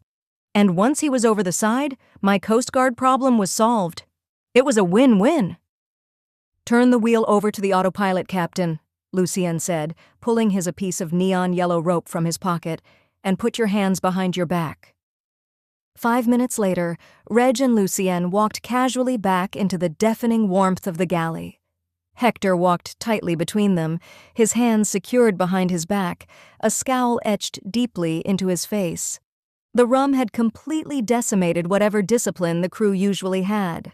Rico and Desmond were leaning across the metal table, roaring with laughter as Rico finished a wildly animated story about a time a pelican had flown into the wheelhouse and attacked Beto. Gary was laughing so hard he was wheezing. Reg gently cleared his throat. Rico delivered the punchline, slamming his hand on the table, and the bird took his sandwich right out of his mouth. The table erupted. Lucien waited politely for the laughter to die down and lifted his badge. The galley went silent. "Desmond Batiste," Lucien said calmly, "you are under arrest for the murder of Alberto Navarro." Desmond shot up from the vinyl bench, his chair scraping violently backward. He looked wildly toward the door, but Reg and Carlos were already blocking it.